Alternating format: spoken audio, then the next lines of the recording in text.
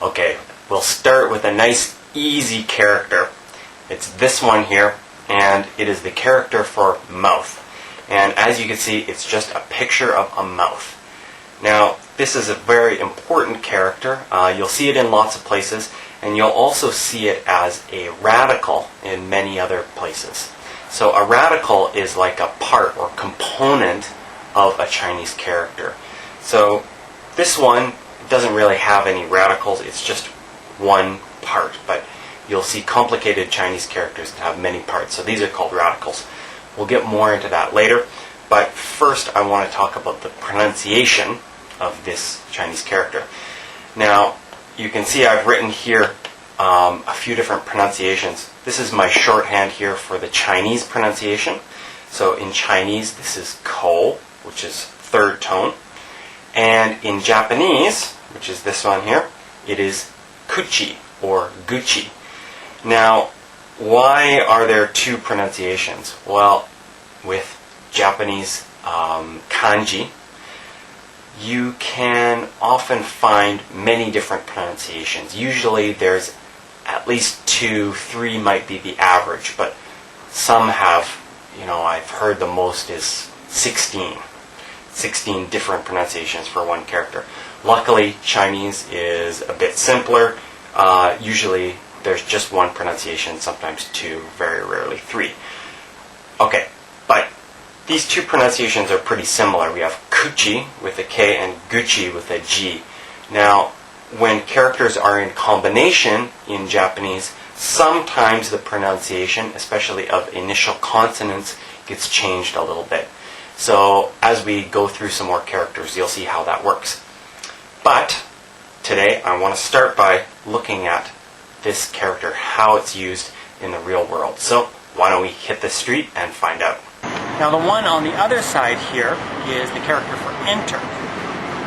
Some people say it looks like roots entering the ground. Other people say it's a tributary entering a river. So in Chinese it's ru, and in Japanese it's iri, sometimes mu. Now, if you put both of these together, you get an entering mouth, which is an entrance. So in Japanese that's iriguchi, and in Chinese it's ruko. Well, if you have an entrance, you need to have an exit too. So that's what these characters right here tell us. So the one on this side is for going out. So in Chinese that's chu, and in Japanese that's de. So you put them both together, going out and mouth, you get in Japanese deguchi, and in Chinese chuko, which means exit.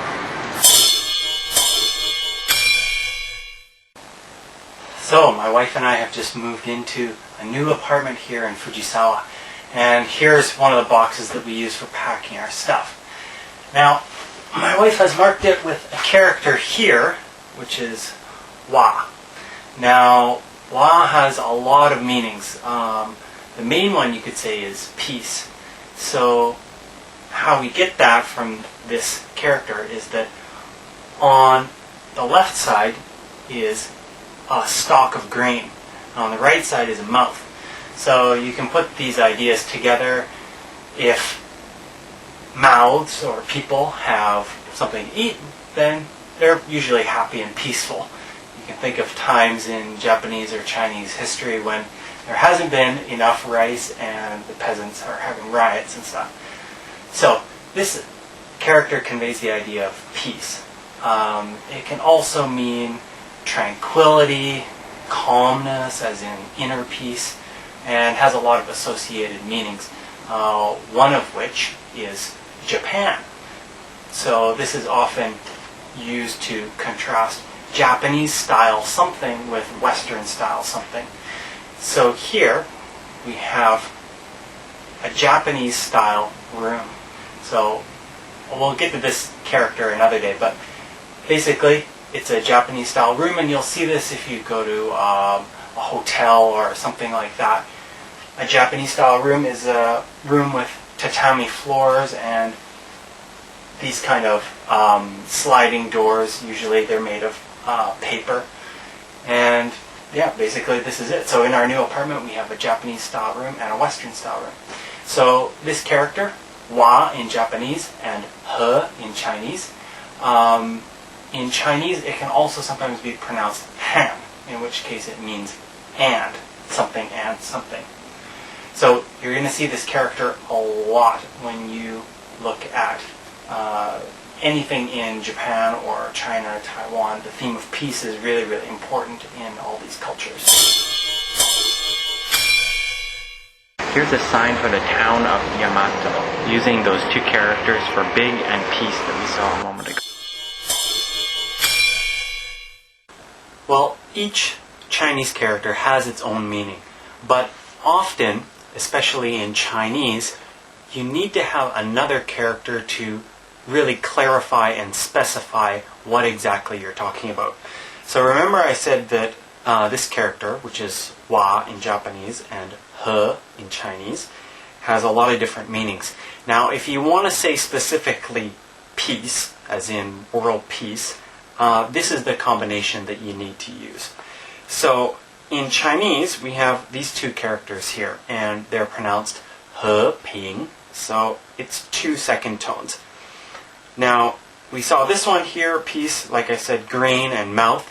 And then this one here is a character that's used on its own to mean flat, or steady, or even, or maybe balanced.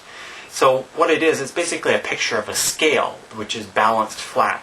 You can see two things sitting on the scale, and it's even, it's flat.